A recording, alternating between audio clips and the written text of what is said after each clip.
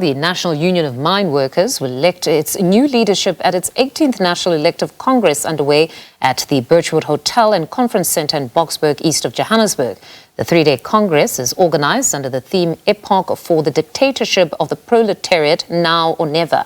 NUM has about 200,000 members in mining, energy, automotive and metal sectors. The union says its members are facing low wages, retrenchments and losses of lives in mining. Outgoing NUM President Balepile will be standing for the position again, expected to go against his deputy Phillip Vilakazi. SABC News economics reporter Katlego is there for us and joins us with the very latest. Good afternoon, Katlego. So the Congress is in full swing. One wonders if already there are perhaps lobby groups singing all sorts of songs for their candidates that are vying for that all-important position of president.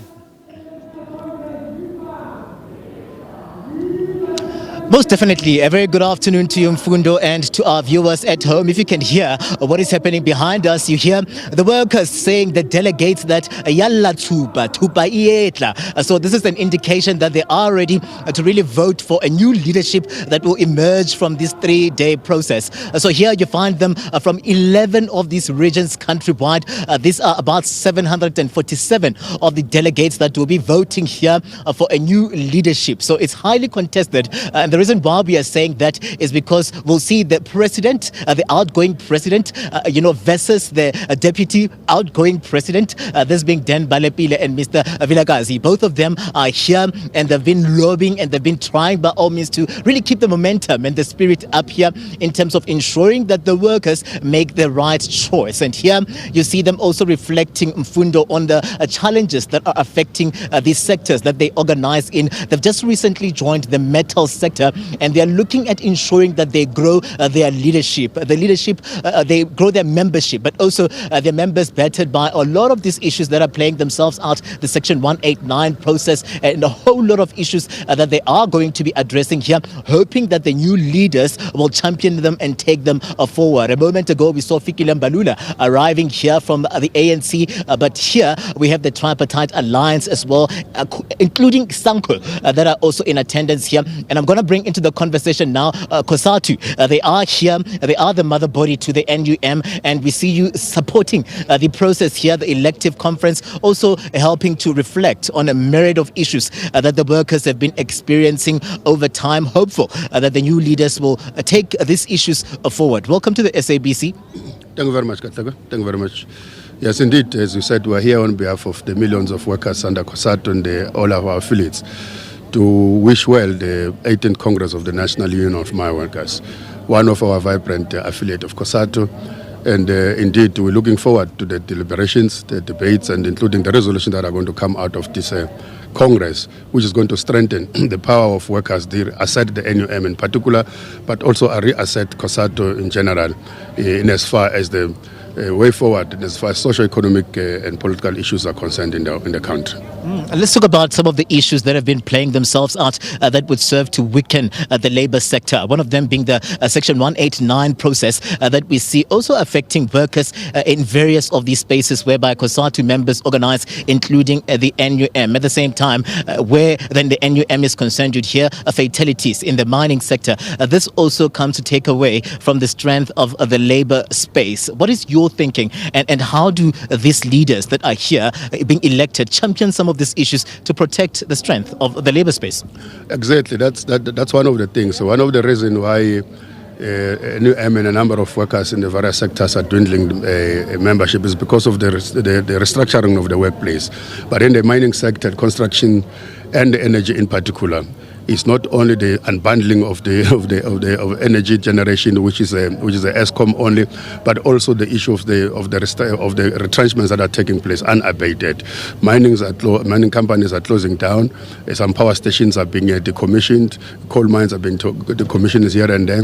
So we do think that is one of the things that this Congress must come out with the resolutions and strategy on how to protect those sectors. But also, it's tragic that even though through the 1995 tragedy in the mine where over 140 workers died, which brought us the Mining Health and Safety Act as we have today. Still, we experience the death of mine workers on a daily basis. When they go to work, there are not guarantee of them to come back.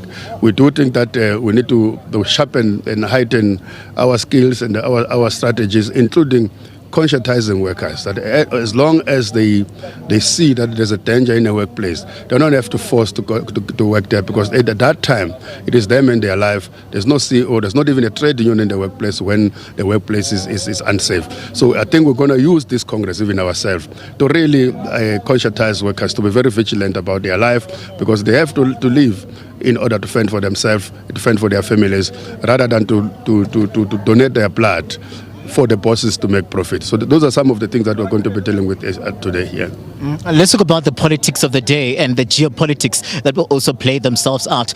We've seen, for instance, at the latest political conference of the NUM, they had resorted that they are going to be supporting the SACP instead of the ANC because of certain development in the political space. Let's get a sense of how then we're looking at just bringing everyone together with the politics of the day in mind. Of course, geopolitics affect the labor market and how the trade union movement survives across the globe. I mean, the trade wars, the conflict in the Middle East, the Iran, Israel, the Ukraine, and Russia war affects the workplaces and the workers across. The mining bosses, the capital, speaks in one language. They may be wearing different colors, they may be found in different borders of the world, but they agree on one thing. That's how to exploit workers and extract as much profit as possible at the lowest cost possible. So this Congress must also deal with that thing, including forming and strengthening ties with the other international working class movements, so that they move in unison to respond to the onslaught by capital. With regard to the politics, we do think that this is a Congress that finally is going to take a decision. And as COSATU, we're looking forward to that. We are waiting ourselves in the Central Executive Committee and the CEC for our affiliates to come back and pronounce that which their own constitutional structures will have resolved on this matter. We're not going to put pressure on anybody because all the years COSATU have been supporting the ANC as a result of a robust discussion inside COSATU. That robust discussion will start in internal affiliates discussions, culminate into COSATU constitutional structures deliberations. It's not different. They went to the political council. They had the recommendations which they are bringing to the Congress. It is up to the Congress to deliberate and take a final decision on that one. Mr. Shingange, thank you very much, sir, for your time. He's coming through from COSATU as the first deputy president, and you hear him saying that they are looking at supporting the leadership that will emerge here. But notable would be the fact that this afternoon we'll see various of the ministers as well in attendance here. A moment ago, we saw Minister Hosian Tsoramokgopa stepping into this space here, and we are expecting that others as well will follow suit. Today they will nominate, and on the last day, that is when we'll get a sense of who then emerges as the new leadership that will take the NUM forward in the coming 3 years. Mfundo? Well, thank you very much for that reportage. That's SABC News economics reporter Katlego Legodi there in conversation with Mike Shingange. A very insightful conversation that wasn't particularly focused on the leadership that will possibly be elected, that will be elected, in fact, this in the next 3 days, but more about the plight of the workers, which seems to be what overshadows most of these congresses, where the issues that really affect the workers and the voice of organized labor, which seems to have of late been suppressed by the many issues that continue to plague the world.